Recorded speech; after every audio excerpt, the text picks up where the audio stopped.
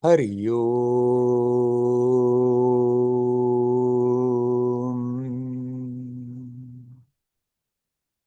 Hari Om.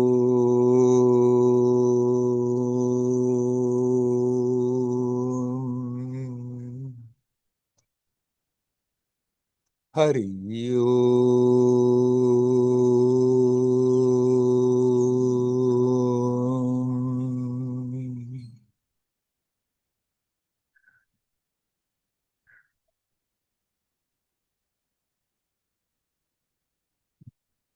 Hello, my friends.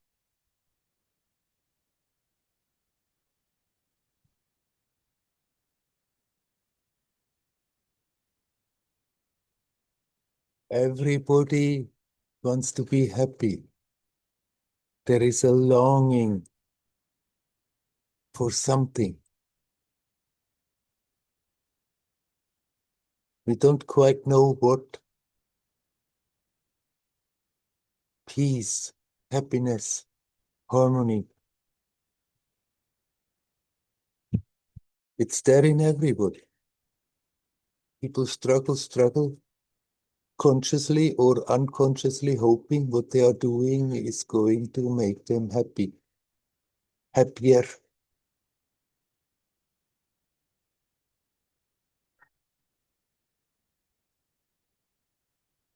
Even people who are doing bad things, they are doing those bad things thinking it's going to make them happy.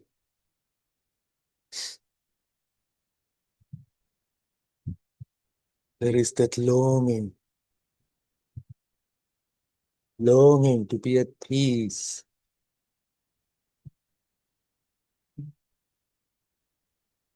Most of the people are getting restless with it, struggling, running, trying, doing this, doing that, accumulating this, accumulating that, hoping to get that peace,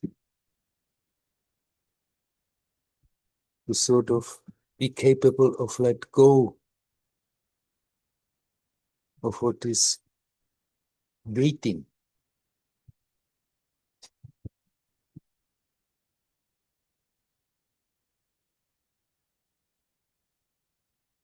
Why is it so that everybody longs for happiness, for that sense of fulfillment? Very simple. Deep down, we know this is our natural way of existing. This is basically how we are.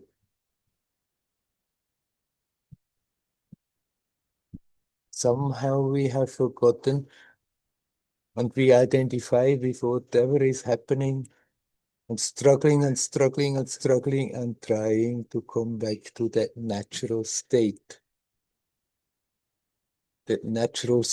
of being fulfilled, of being happy, being complete,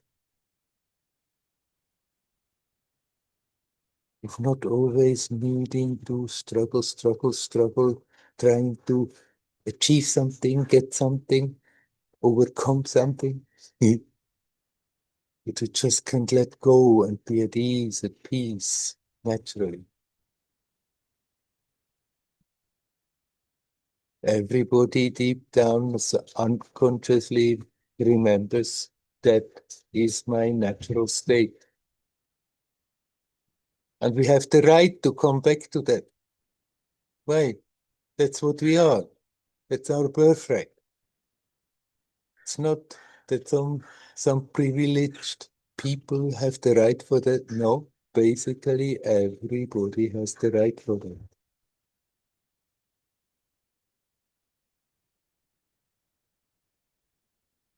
Then why are we doing all this thing? Then why we are doing all this stuff that makes us unhappy?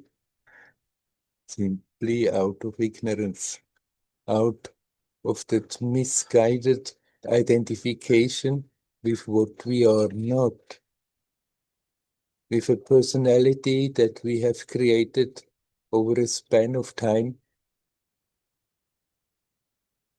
and gotten attached to it completely being possessed by it, like by a ghost.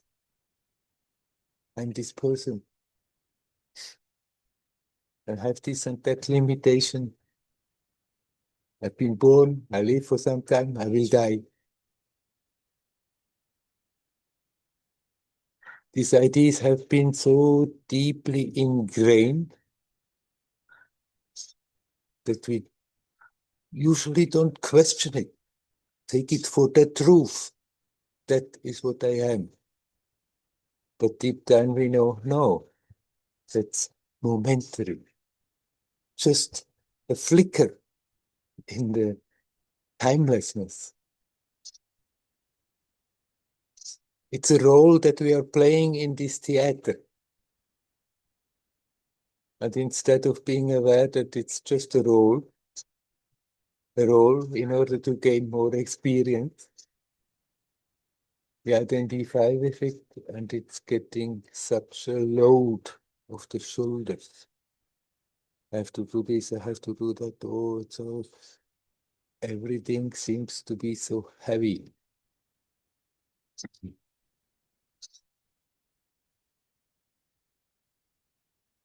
Recently, a friend sent me a message telling she had recently a baby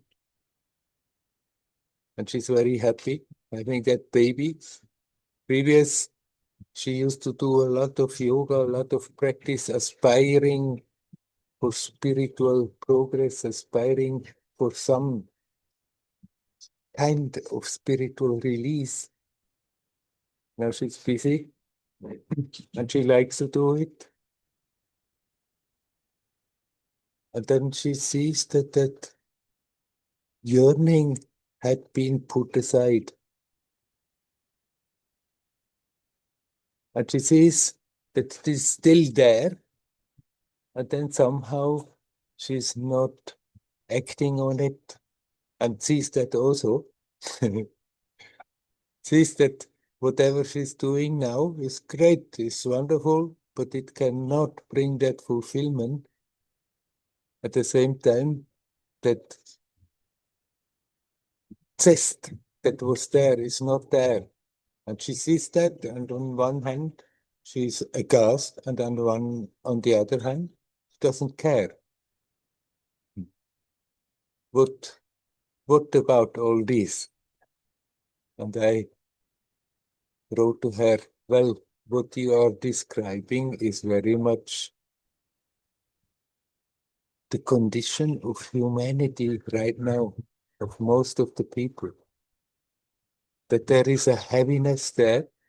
And even if one sees, I could in one way or another change that situation, change the experience, there comes that dullness, that indifference. Oh, no, no. It's like this. It has always been like this for a long time, but right now it's extreme. People feel weighted down by what is going on. Not simply what is going on outside, all the terrible things that are happening in the world, but what is going on subtly. It's like a cloud that is there, that is pressing on the experience and pushing people a little bit in a direction of depression. What is happening is effectively trying to cut us off from consciously connecting with our luminous essence. But still, the longing is there. That cannot be taken away, the longing to be happy. We just have to learn to have a good look at ourselves and see what is going on, see how we have the tendency to just go along with the general stream that is very strong, that people are being pulled into a kind of apathy.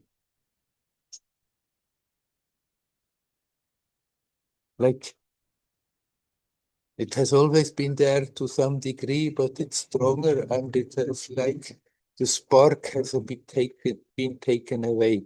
That spark that was helping people to have at least some creativity. But we need not be helpless victims of that. Everybody can decide right now, okay, this is the situation.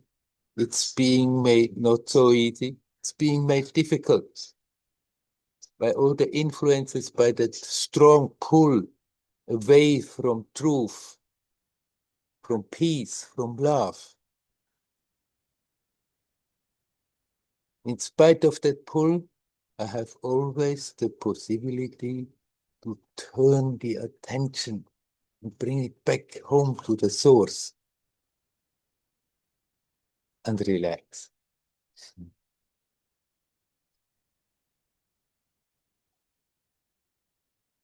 Let us remind ourselves to do that. Let us live like that.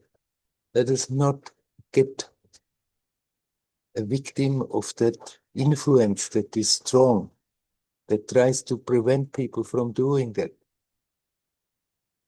Those who do so, they are like shining lights in that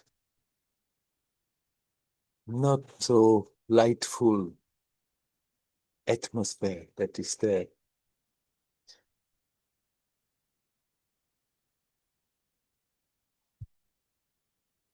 What we are longing for is with us, comes out of our own selves. We don't have to run somewhere. We don't have to do this and that. It is here. It is now. All the efforts in that direction, they are very helpful. But we don't have to think, I have to make an effort and produce that. That as a result of my efforts, that joyousness of existence, that sense of fulfillment finally will be there. It is already there, we just have forgotten it. But all these efforts help us to become more aware of what's going on. Being introspective, meditating, doing spiritual practices makes us more aware what is going on in our psyche, what is going on energetically, see how we are creating obstacles, see how we are just being manipulated if we are not careful into directions that we don't really want to. And still, if we are not alert, we go alone because the pull is so strong. We need not go alone. It is always here, unblemished, never spoiled.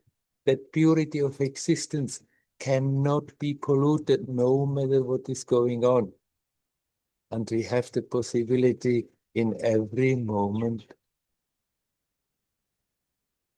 to at least attempt to consciously connect. It already changes the situation totally. And gradually it becomes easier. And sometimes it starts to happen spontaneously, effortlessly, that one feels just connected. Then one loses again out of old habit, but if we continue that effort, that is worth the trouble. There is such an intensity right now. If we make use of it, if we open up in the right direction, we can make use of that intensity. If we make use of that intensity, we can within short time really go deep into our own resources, into our own self. Become aware it has never been absent. It just gotten diluted in our mind, sucked into a dream-like state and producing a lot of troubles that we need not produce.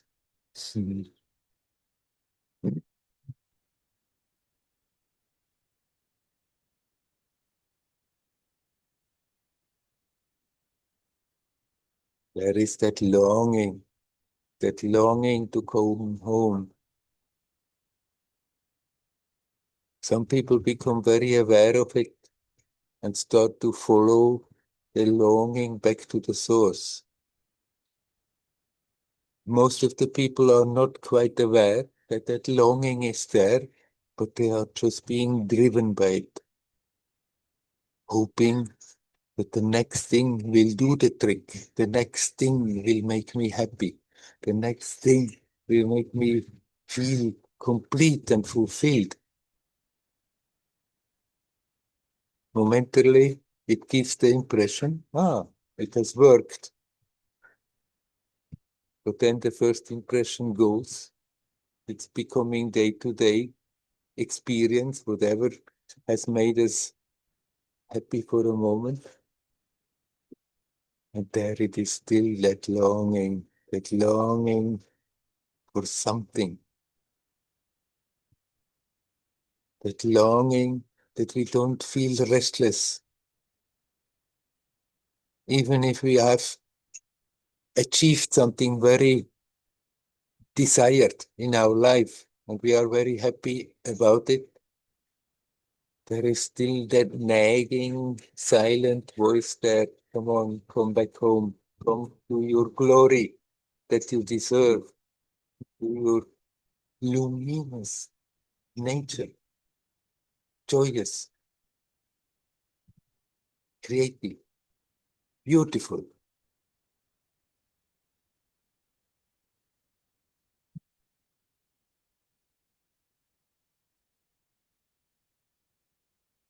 Whatever happens, it's good to remember. You are not obliged to be victims. We can catch our attention and bring it home, back home, to that which is. And here now, there is peace. There is no suffering. There is just that incredible, unexplainable existence. We have never been apart from it, but we have forgotten, and we can continue to remind ourselves it is here, it is now. I just have to consciously connect and learn to really let go into that. Hario, Hario.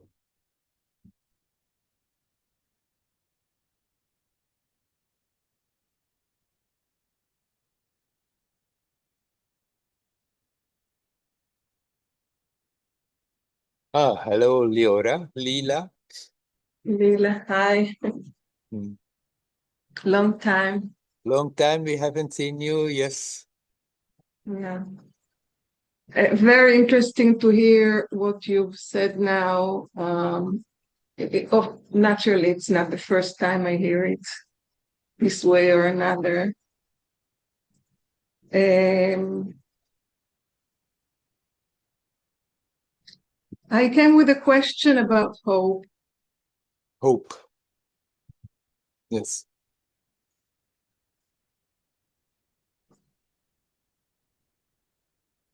You want to elaborate? Yeah, but yeah. Um, Not many people talk about hope nowadays here. But somebody who I correspond on Facebook. I mean, not only me, many people. They send a short 2 lines or so, and people react and discuss with him. So the other day he wrote about hope. And they told him that for like 25 years, I heard from my teachers that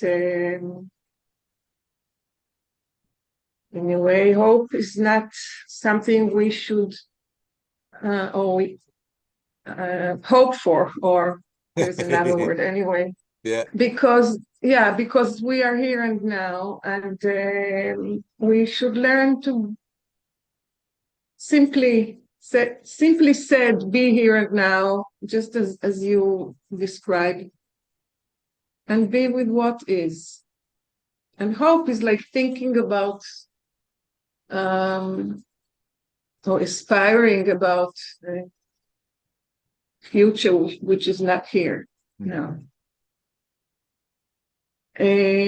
Specifically, in my case, maybe because I've learned like that from the Buddhist teachers, hope is not so much in my vocabulary.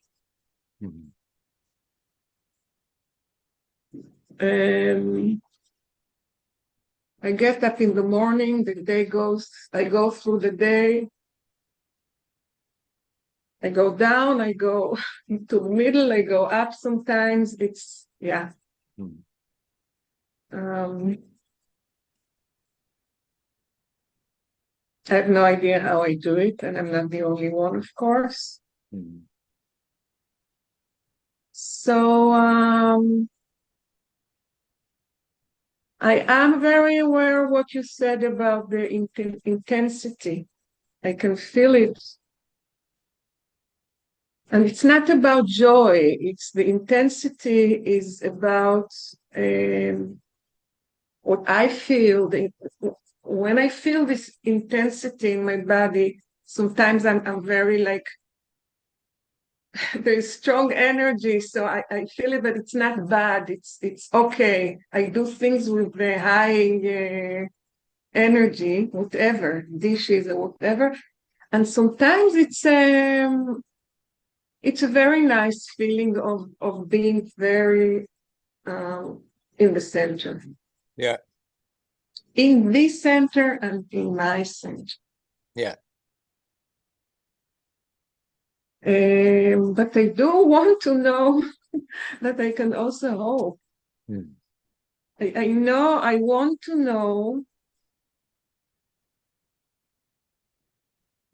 yeah, that there is hope.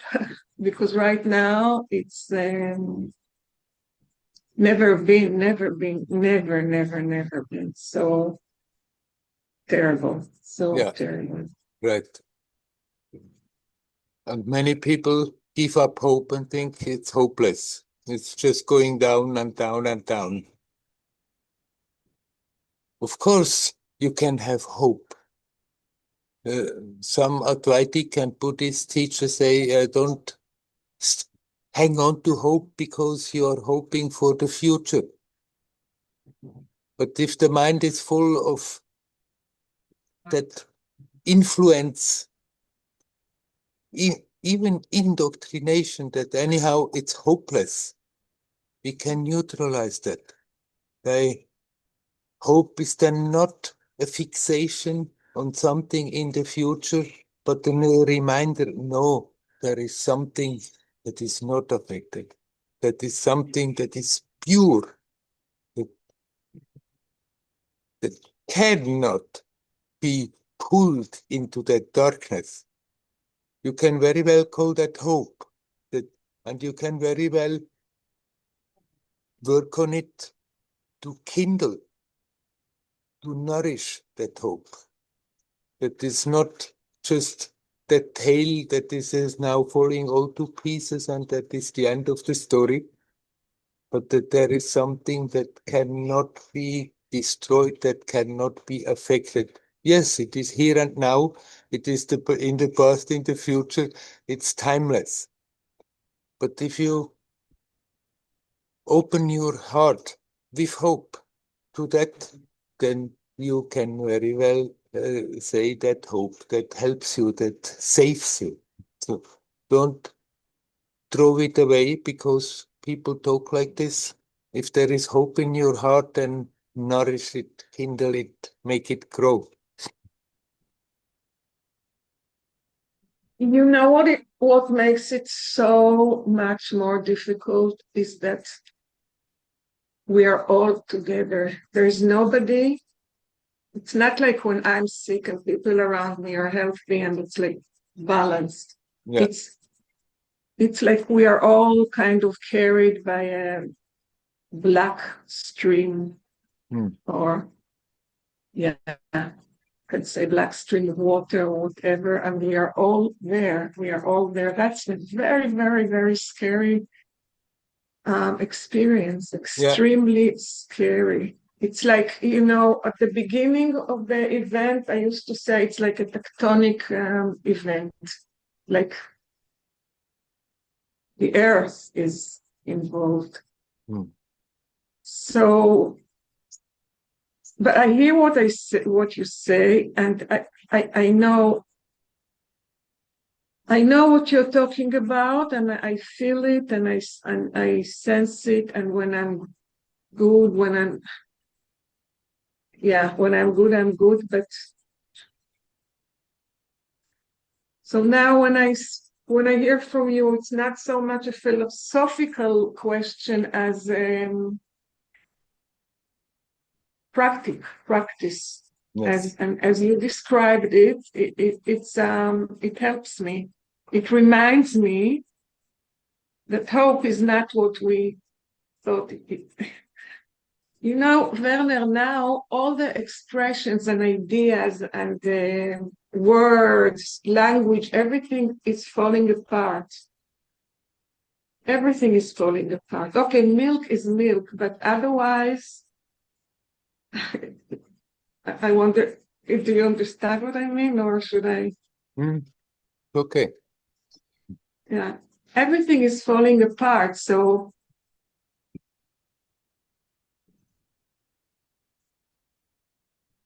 time is no time.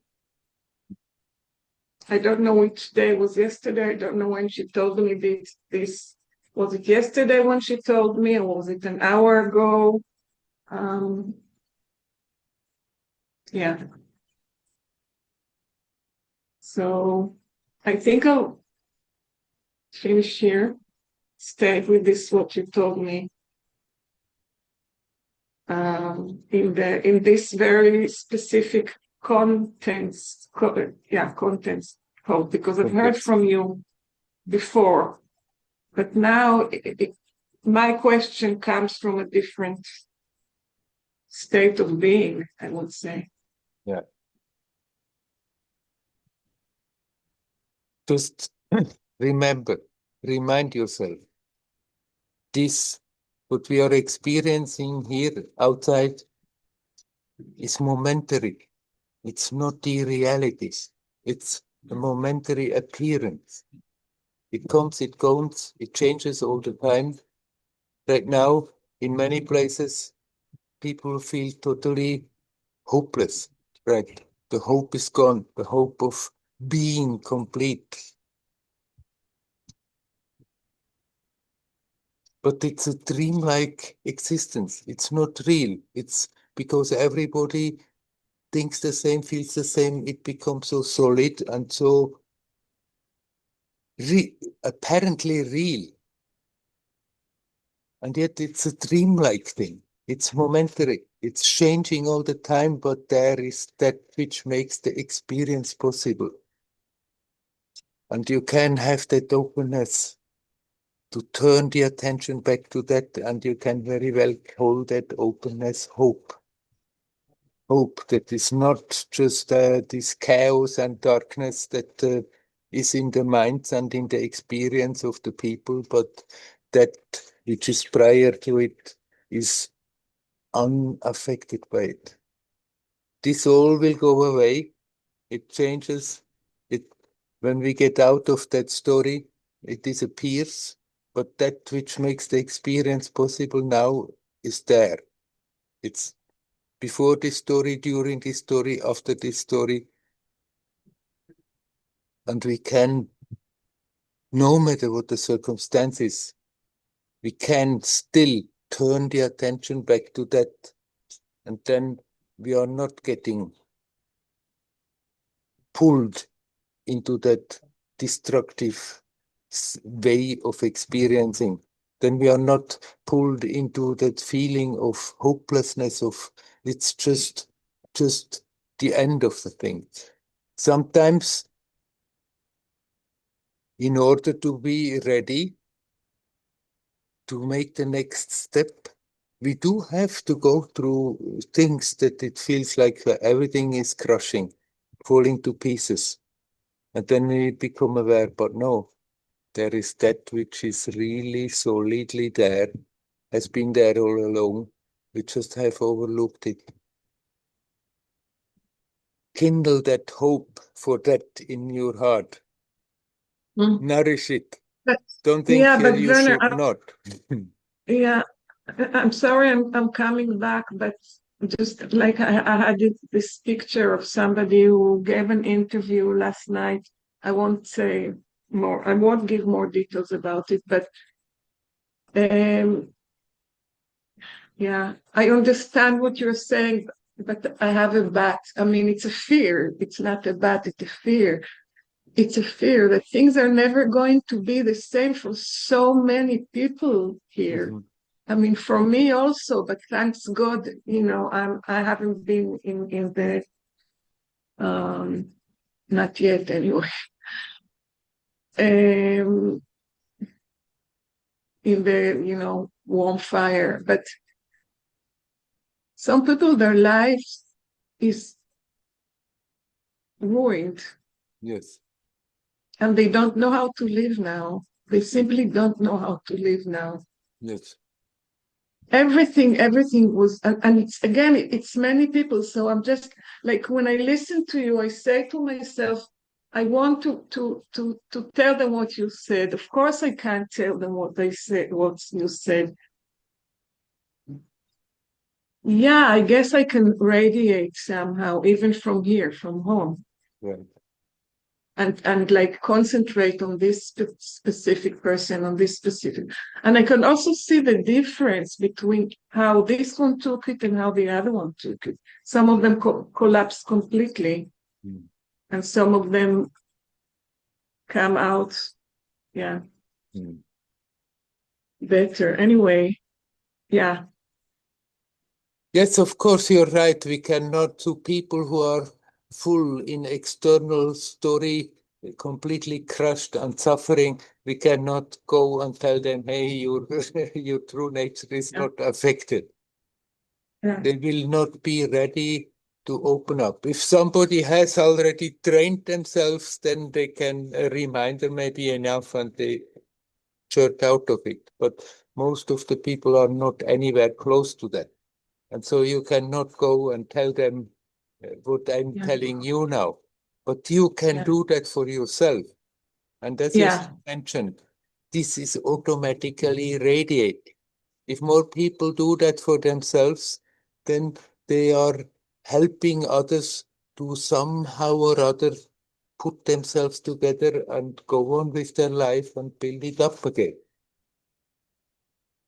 But right, somebody who is completely crushed and is suffering from that and is not at all ready to make that step, what we can do with them is be friendly and give the help they need. But you can make yourself strong. You can make yourself free. You are free in your true nature. And you can remind yourself of that and not make that an excuse that many people suffer not to do so. yeah. I know I'm okay. I'm okay. I know I'm okay. Yeah. But still, I remember saying to you last time when I joined here some time ago. But yeah, I worried about, yeah. So yeah, thank you. I wish you much strength. I wish you well. Hari Om. Hari Om. Hari Om. Hari Om.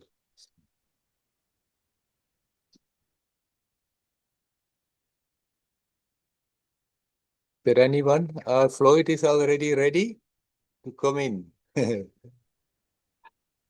Hi, Werner. How are you? Oh, quite all right. Thank you. Yeah, it's been a long time. Actually, I think of Saturday Satsang, then I somehow get into other things. Yeah. But yeah, yeah, because since I'm in Thiru, it is more like that. Yeah. So I wanted to ask you about, the difference between non-duality and spirituality, because it seems to me like spirituality is like the beginning, but then non-duality sort of, takes you beyond that. Advaita takes you beyond a lot of conceptions, because spirituality in some way, even though it says spirituality, but somehow it is convincing of the mind towards something. So do you see this kind of difference, or you don't use these kind of terms at all, or how is it? Well, it depends entirely what you mean with spirituality. People have all kinds of notions when they use that word spirituality. For many, it is just a certain way of living with all the do's and don'ts that come along with it, to be a spiritual person. But for me, spirituality means really that making that conscious attempt to connect with that which is. And no teaching is going beyond that. That which is the first. And all the teachings, they are somehow attempts to point towards that. So for me, spirituality means that, to connect with that. And no teaching is beyond that. Yeah. But conscious attempt, that's what I understood, that spirituality is more like a process driven thing. Yeah. It's an attempt, and non-duality is where, I don't know, some parts of that attempt or some of that struggle in the attempt. I don't know if attempt also implies struggle. I'm not from England, but whether attempt implies struggle, naturally, I don't know. But somehow non-duality, at least here, it sort of took away a lot of the struggle. Otherwise, there's this, sort of capitalistic approach where you say that, okay, I will sit for 10 hours at Ramana Ashram. Then Ramana will give me the first stage of Spurana or something like that, and then I will get something. So what I meant was, is it like,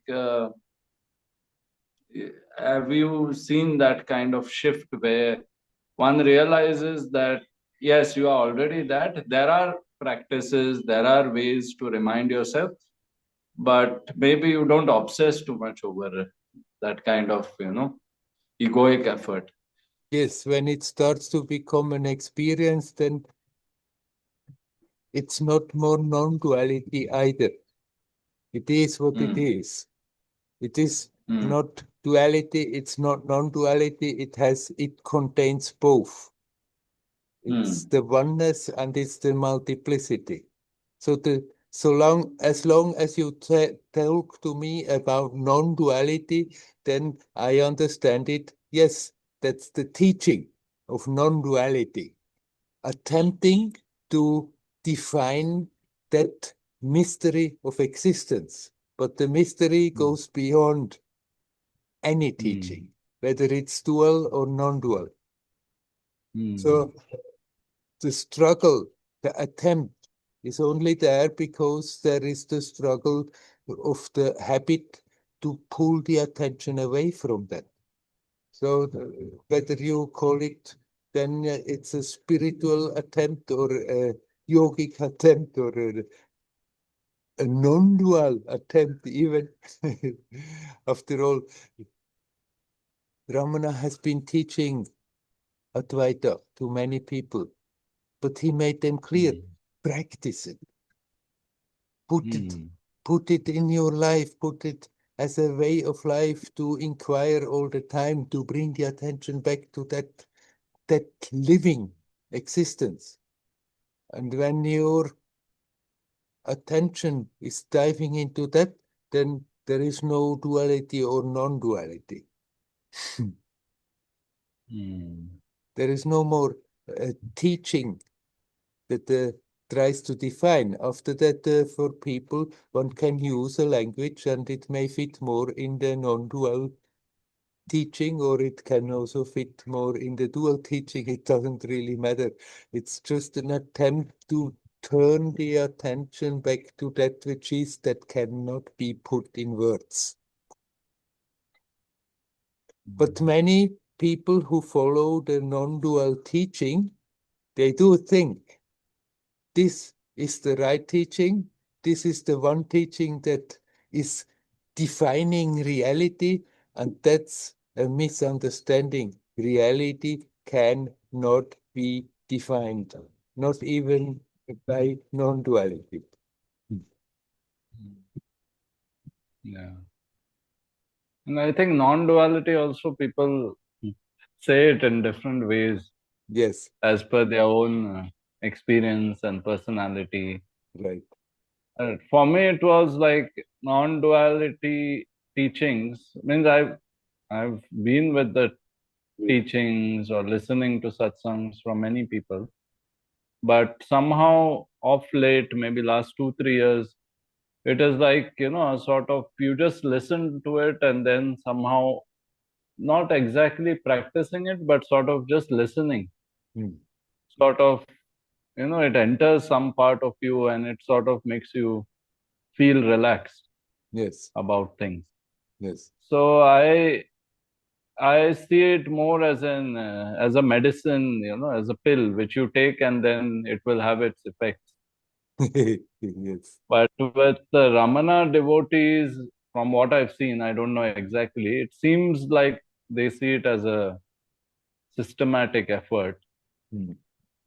which I don't see. So, in the course of that, uh, like a more personal thing would be like I used to share online about astrology and all these things. Yeah, And it was something which helped me on my journey. And then there was a need to share. yes.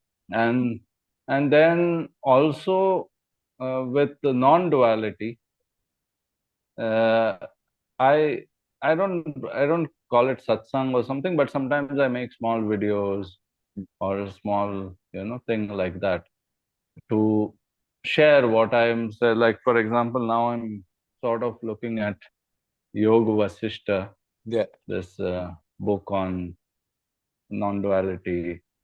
So I like to share bits and pieces.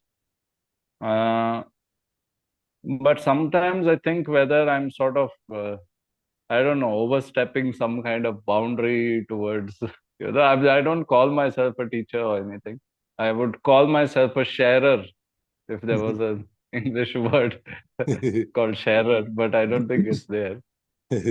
So, but how do you see that kind of thing? Like, does it, I don't know, is it like too much or is it like you crossing can some very kind of well, boundary? when it's coming from your heart, you can very well share whatever you want to share. Now, about Mm, the listening, listening in itself is also an attempt. It's just a bit more disguised. But the very mm, fact that you open up and listen mm, is also an attempt to put your personality away and to mm, be open for that which is being transmitted. But mm, if listening should have an effect, it needs a total sincerity of the one who is listening, like always. mm, I mean, yeah. there are Advaita, traditional Advaita teachers, and they say exactly that. All you need to do is to listen. And people listen for Mm, 25 years, and it has not changed anything. But they feel they are doing their duty, going to the lectures and listen. If mm, that listening should bear fruit, it needs that mm, same sincerity like with any other attempt. It mm, depends entirely the one who is listening. And it's the same whether you are doing self-inquiry. It's not a tremendous effort. It's not a process to get somewhere, but it needs a total sincerity if that inquiry should bear fruit. mm.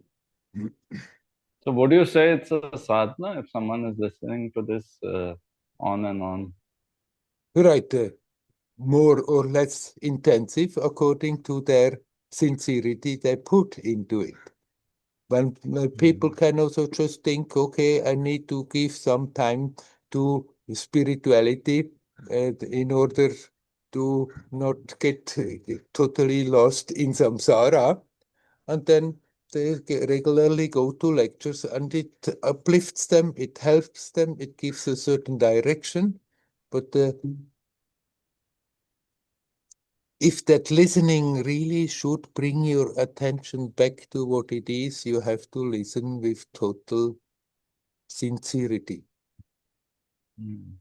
And it's not that that is coming from somewhere, it's coming out of yourself. If that is there, then you need to be, you just need to be told maybe, and immediately there is a recognition, a direct experience, the aparaksha, jnana. But you can also make that listening part of your sadhana. Simply those who then say, that's my sadhana to listen, they forget that when they are not sitting in the lecture and living their day-to-day life, they should remember and try to live from that perspective, what they have been hearing about. And there you can't help it. There it's again an attempt. As long as we are making a lot of effort to pull away the attention from that which is, we don't get around of attempting to turn it around and come back to that which is.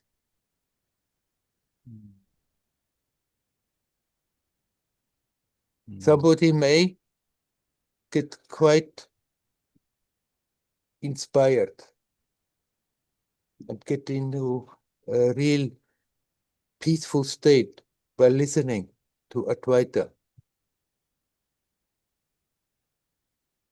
But then, if it should be any useful, somehow or other, this should be learned to be brought into all the other time when one is not listening. That this becomes the way of living, experiencing, functioning, feeling, thinking. Not simply for a moment, okay, have a good experience. Very good. All experience help, inspire, but what really after that counts, that we bring it to our mundane day-to-day life, that we are not jerking out of that less and less, jerking out of that nice experience.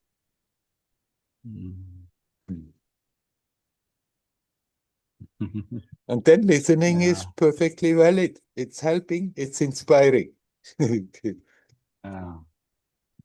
Yeah, I enjoy listening, and it is kind of effortless to, it kind of percolates in a certain way, like you say. And it also, it shows some kind of not holding, relaxing in other aspects of life when you're not listening. Yes. But also I found that, there are certain teachers and certain schools of thought where they present it in such a way that after the lecture you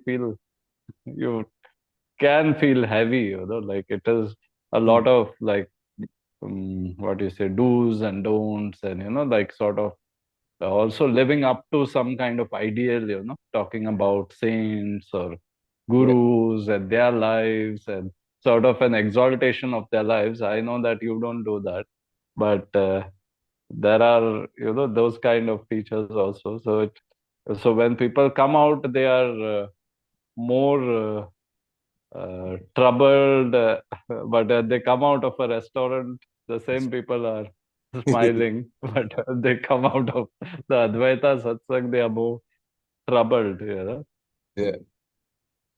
But also, is the speaking or sharing also a way of reminding ourselves? Does it work that way? Sure.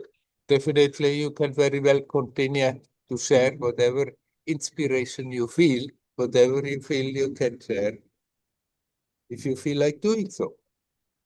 Not because you think you have to do so in order to get something, simply because naturally it goes up. Yeah.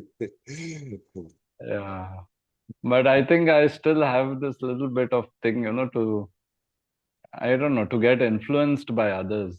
So where they think, oh, now Floyd is suddenly thinks he's enlightened or something, and he's trying to talk about these things.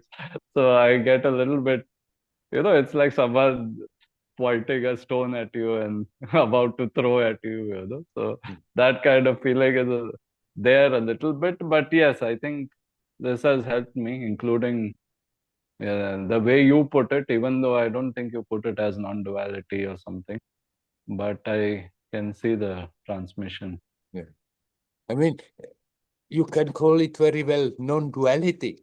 It's just that idea of people who are in that non-duality teaching that this is that thing, and all the others is sort of like a lower preparation for their thing.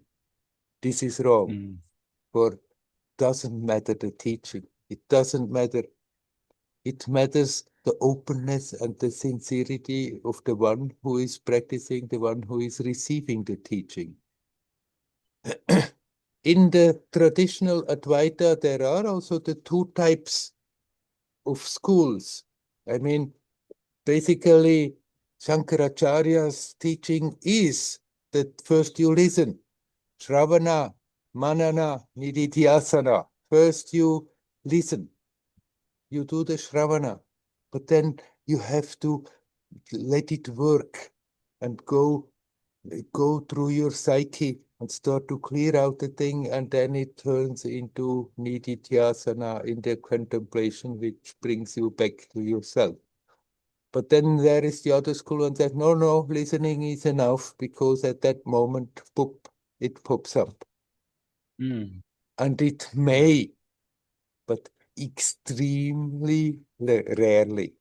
It's like the one to whom that is happening like this has somehow consciously or unconsciously prepared for that moment, and then just hearing that teaching is enough to somehow lit the fire.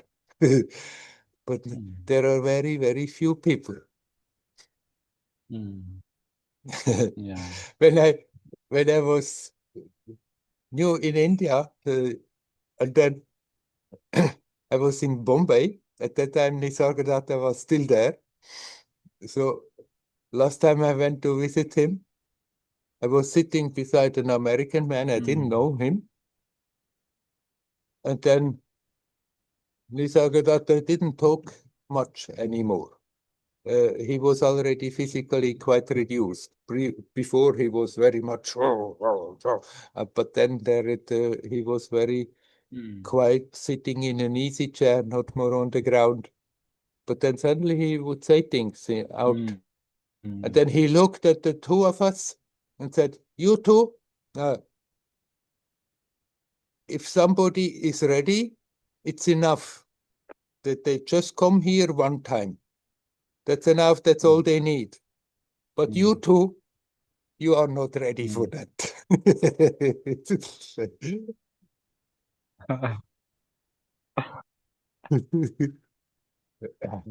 And so it is with very, very few that you can say it's just enough to listen. And then no attempts ever needs to be made, because that listening has rotated you into that harmony, in that unity with that which is. But most of the people are being pulled out all the time, even if momentarily there is a glimpse out of by their old habits, and then the experience is not at all there, and there we don't get around of consciously bringing the attention back. We can help that by going and listening again, by reading again. Sure. But even that is practice. It's an attempt to somehow tune the attention into that which is.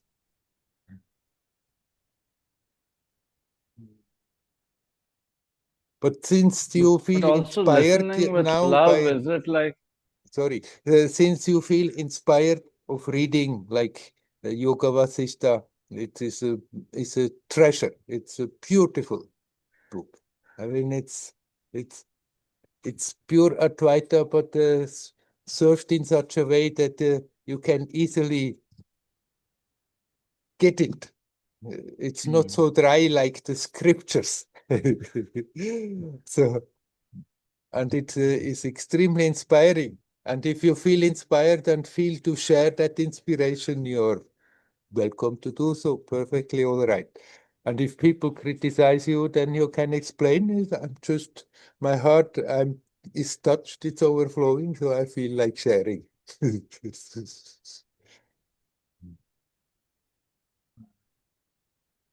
yeah. Yeah, thank you, man. Thank you so much. You're welcome. Hari Om. Hari Om.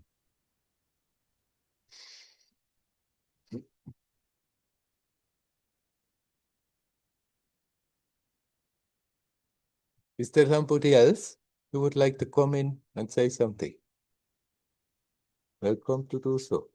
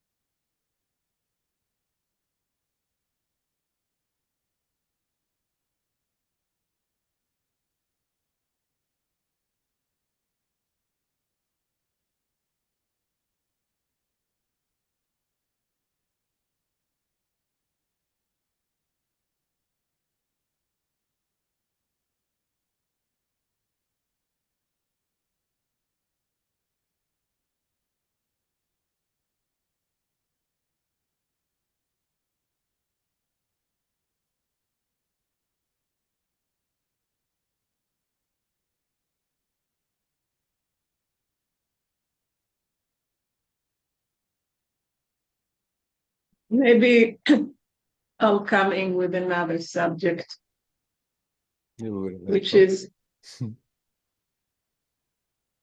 is holding in my heart brain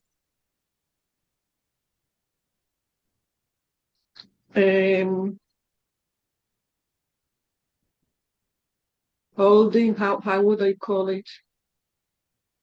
Well, I'll have to give it some names a little bit. What I didn't want to do before, but like, who does what to who in the complex of Israel and the Palestinians and Iran and Iran? Who does what to whom? Can we not do it?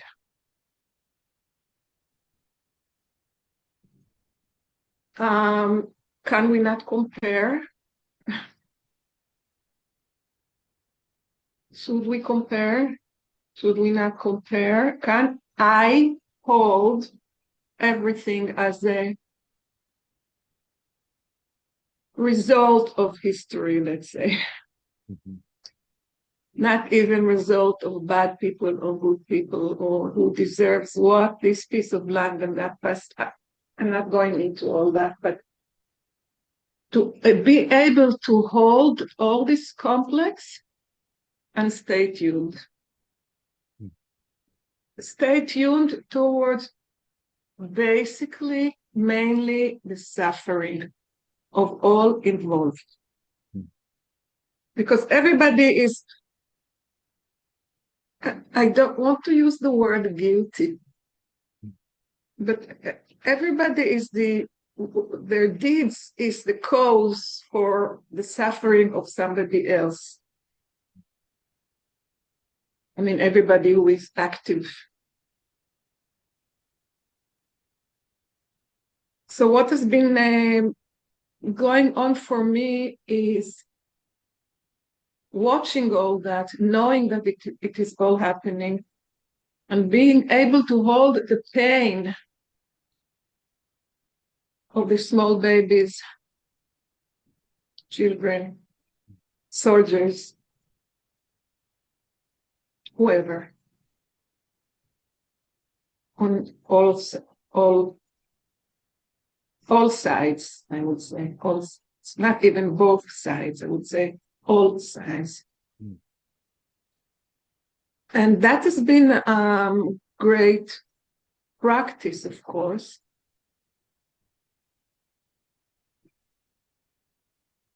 And I'm happy about this, because even when I talk to someone, I can tell them, they may not be able to understand, but I can tell them, I don't talk about it so much, but I write sometimes Facebook, that it's possible to be holding all this and stay. It's not even staying in the middle. I'm not in the middle. It's like here, this, that. But somehow it's this is what is going on now. And going to these places of anger and criticism and arguing does not help cure. Absolutely not. No.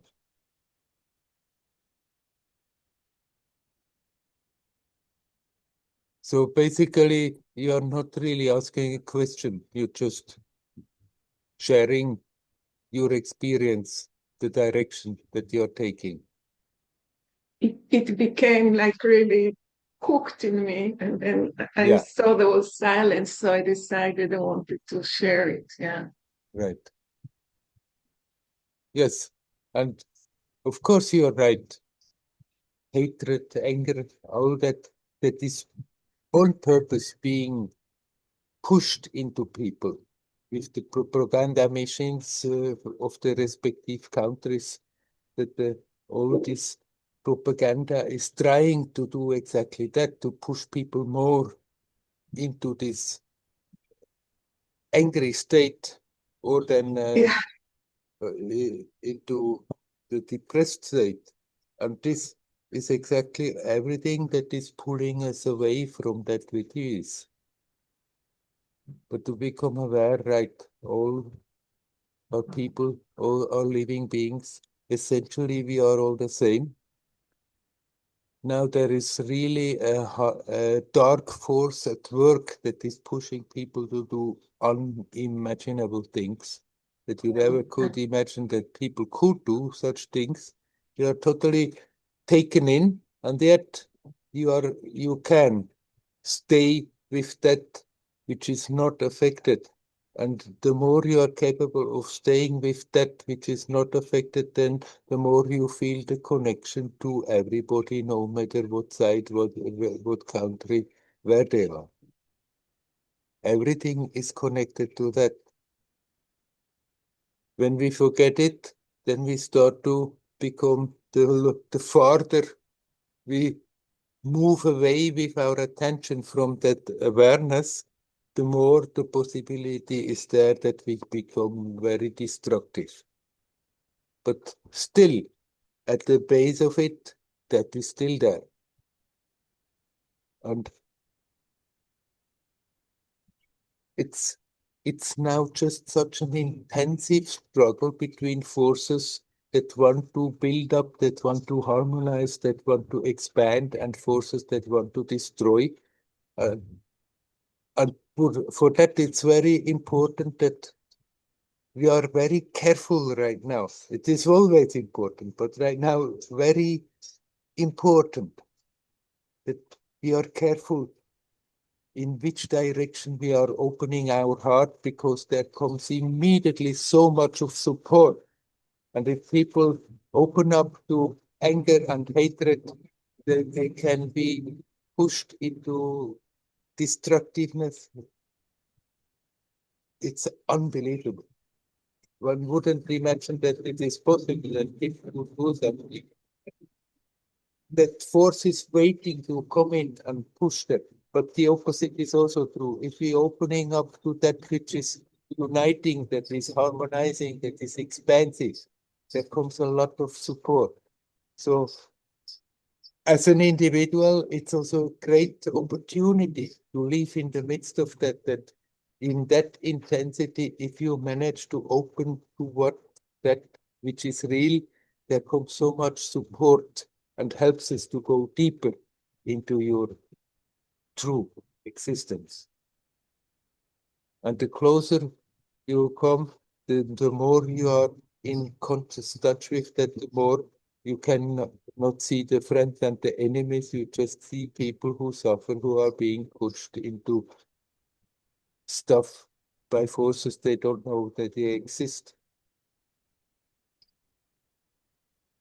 By those who yielding power, who are completely possessed by that destructive force. But it's always the people who suffer. But seeing all that is happening, that intensity can help you to go that much deeper into your own resources.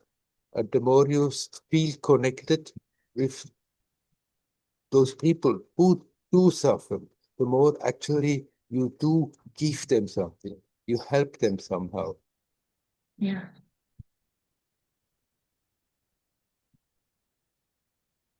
You have to have the courage not to go into the usual current of reacting,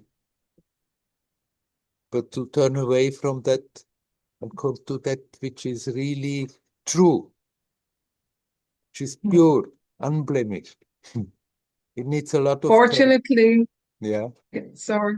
Yeah, fortunately for me, it has been like that since I was a little child.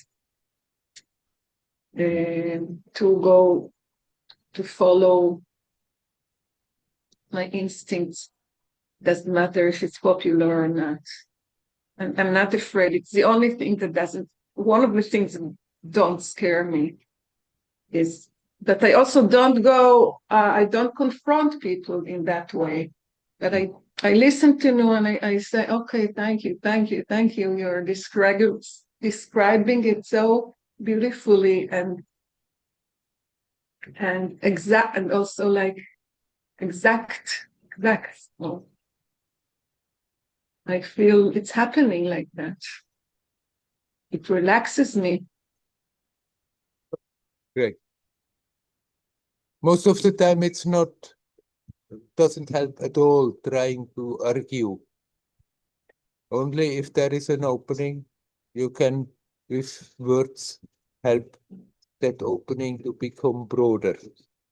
But most of the time, when there is not an opening, words are just making it worse. Right. Hmm. Okay. Thank you.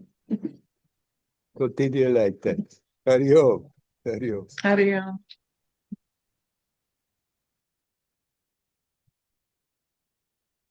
Anybody else who would like to come?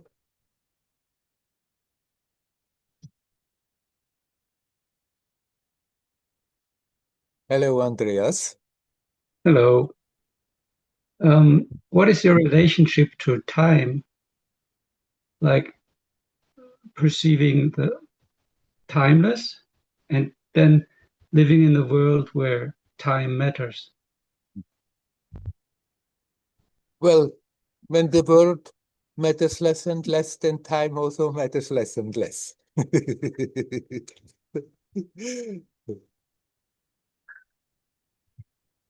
After Do all, you, there are two aspects to time. There is that psychological time, and there is the clock that makes tick, tick, tock, tick, tock.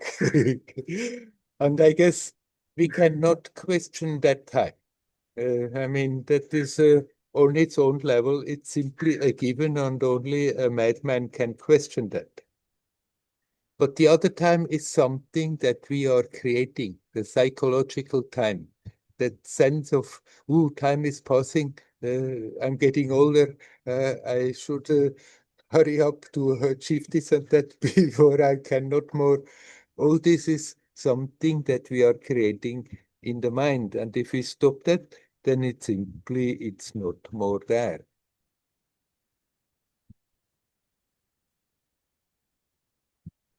Yeah, I thought maybe you perceive like even the time of the clock as something unreal because there's this timeless. The time of the clock is only real on its own level. Or if you say this world is real, then the time of the clock is also real. If you say no, this world is not really real, then the time is also not real. In its own level, you cannot question the clock.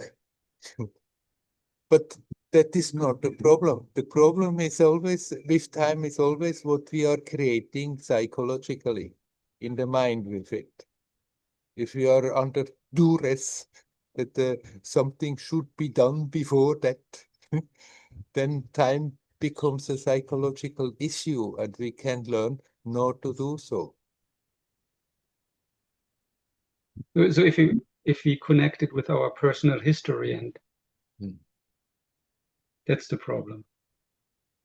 Right. Then we have always, as long as we hold on to our personal history, the past, and we project it in a future, then everything has an agenda. Whatever we are doing, there is always that secret or not so secret agenda there. Somehow I do that for my story, for this and achieving that. Even if we may say other things, there is that always that agenda there.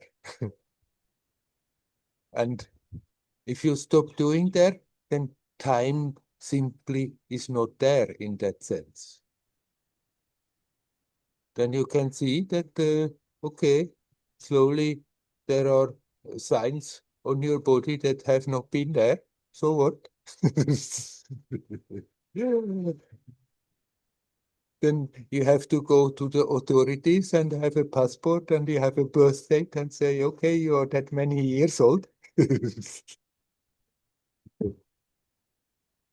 But your experience stops being always an event in time. Your experience is that the time is sort of as a story passing in front of you.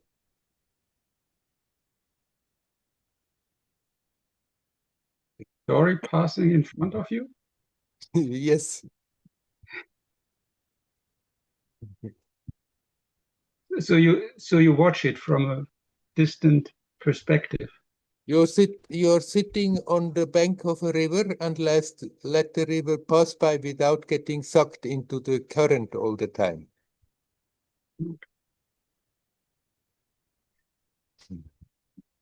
Unfortunately, I get sucked in all the time. Yeah, then we have to struggle to the shore again.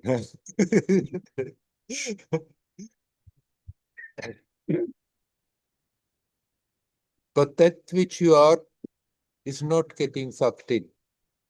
That which we dream and then is sucked into that reality, and then this world becomes real and time becomes real and everything becomes real.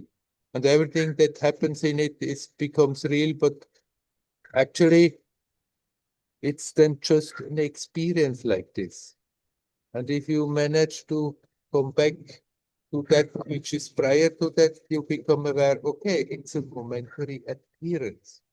It's not real in that sense. It's not non-existent. It exists as a momentary appearance, as a possibility of experience, but it's a flash. Even the continuity in this time-space experience, you become aware that it is not equally continuous as one thinks it is. It's more like flashes of experience, flashes of connecting with that. And then in the memory, we create the continuity of it. The flashes are created by ourself, our brain. The flashes are there, the you as the what you are. You make it possible, and then the different layers are involved to sort of produce those flashes. But at the base, you are the source, the energy and life giver. You are the creator of the whole story.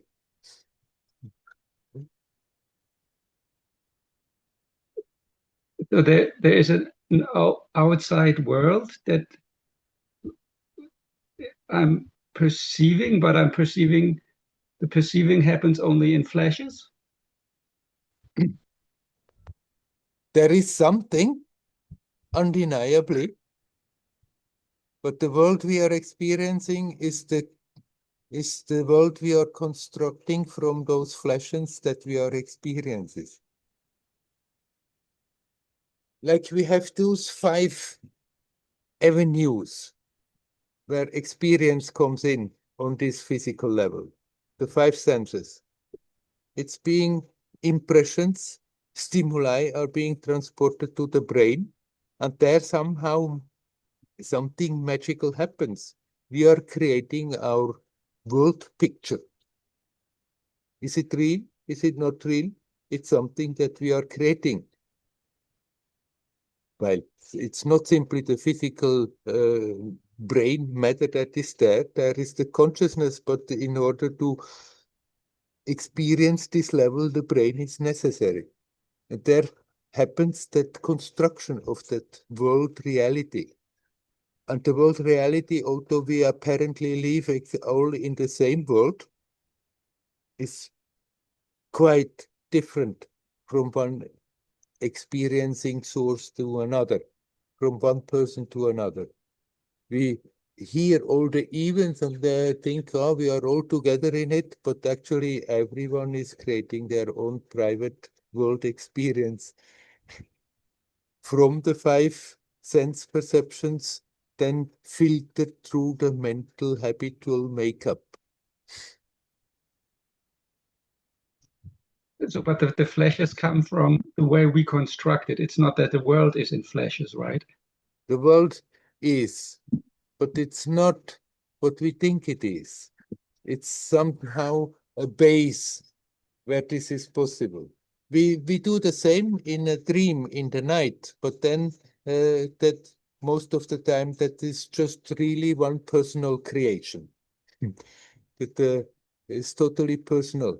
We can in dreams also join like a platform where different consciousness come together and dream their contribute to that dream.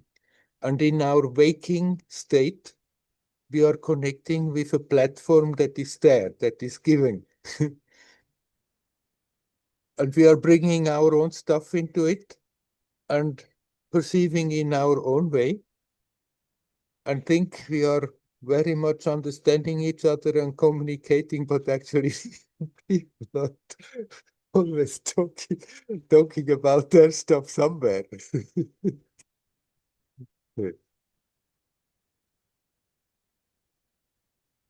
But that you cannot say that platform is in flashes. It's there, but our joining in happens in flashes.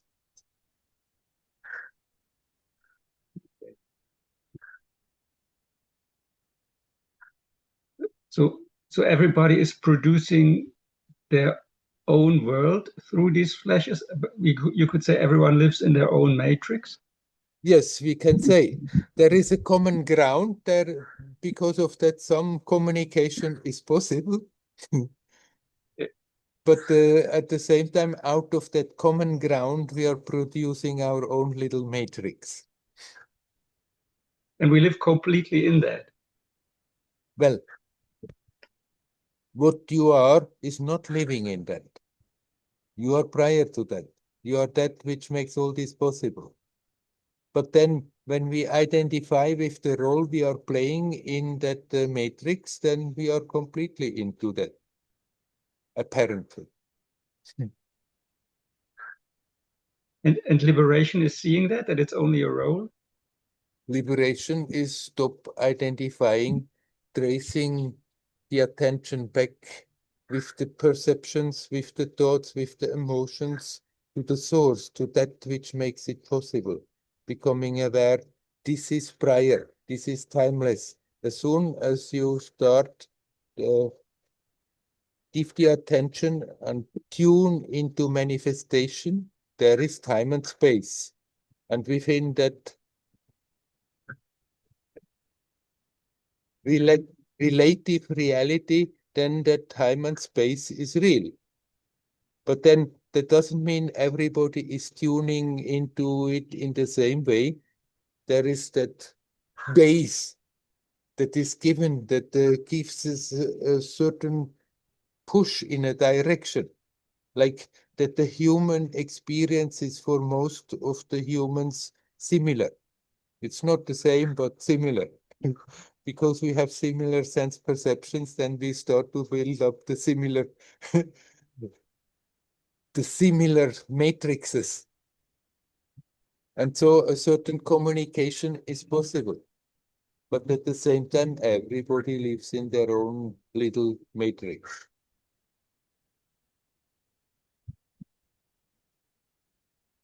I think in Buddhism, these construction mechanisms are called sankharas. Yeah.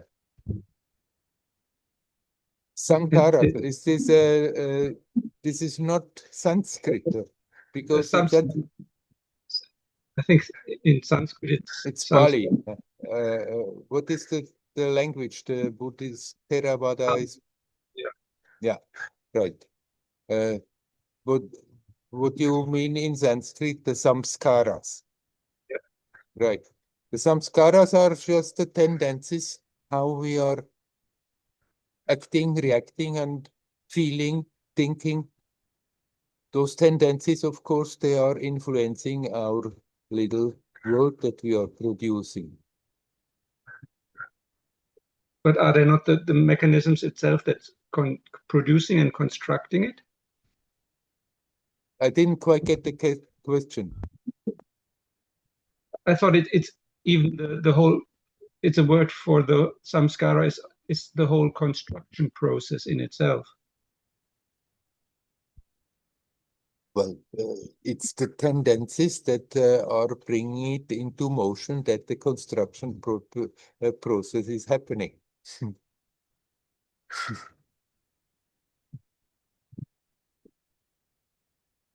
And when you said like you not need not only the brain but also consciousness, is that what you always mean by this is what makes the experience possible, this kind of consciousness? I mean, if you look at the body and look at the brain, and if there is no consciousness functioning there, there is nothing happening. There is just a piece of meat. But that magical connection with the life force, with consciousness, makes it into a fantastic organ that is capable of doing fantastic things. Actually, it has the potential, the latent potential to do much more than what it is doing most of the time. And you give examples for that latent potential? I mean, the capacities of the humans in the average, in the general, is very limited. And then there are geniuses who are sticking out of that. And then there are people who have the capacity to have connection with subtle levels and experience there, while most of the people cannot. There are people who can do things that other people say they are big miracles. All that is there in everybody. The potential is there in everybody. So we are wasting a lot of our potential? Oh, we are hardly using any of it.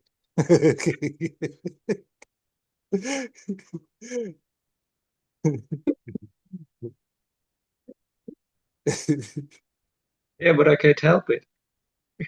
Yes, but it's also not the it's also not the point that we try to develop all those possibilities, because we can spend a lot of energy, a lot of time to develop one ability, or to do maybe some miraculous thing. And we can use that energy much better by coming right to the source. And the more one is immersed, the more then the other things will slowly start to manifest by themselves, come out of that. You looked at the clock, right? Yes, I looked at the clock. Should I ask another question? Or should we stop there? A short question. I don't think it's short. It's about the different kind of consciousness, like sense consciousness and the consciousness that makes the experience possible. Yes. Actually, there are not different kind of consciousnesses. There is only consciousness, but it can be channeled through a sense organ, and then you perceive the sense perceptions. But it's the same consciousness. And you can see that then people talk about the ego consciousness and the self-consciousness as if there are different types of consciousness.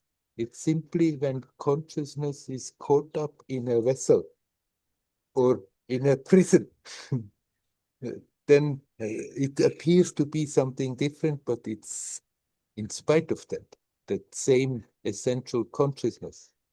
That's why you can bring your attention back to your consciousness and ride with that back to its source, and not because sometimes people ask, but when you do self-inquiry, how can you be sure that you are not with the ego consciousness? That you are simply that you are not simply increasing the ego. If you sincerely inquire, then you catch consciousness wherever your experience is, and you become more and more aware, subtler and subtler aware of that same consciousness. It's not that there are different types of consciousness. It's consciousness that seems to be different types in the different vessels where it is manifesting.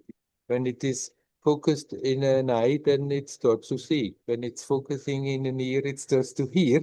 But when it's focused in a whole human being, and it has that whole human sense perceptions range, but it's that one consciousness that is that functioning like that. It's not different consciousness types. And the person, the ego consciousness, is also a consciousness that has just somehow been caught up by Maya in a little bubble and turns round and round in that bubble, while actually consciousness is expansive, doesn't have these kind of limits. What do you mean with vessel? Is it sense organ or the whole person? The whole person, with all the thoughts and tendencies and the me, I story, there, the more one dwells on it, the more efficient this prison is. The more efficient it is, because the more that sense is there that it is real. This is what is. That is what I am. Me, I. The more we are thinking about it, and people think all the time, and by thinking about it all the time, make it extremely solid. It's not simply the body, it's the body, mind, me, consciousness. But the essence of that consciousness is no way different than the divine consciousness. Okay, let's let it stand with that for today. Hari Om. Hari Om.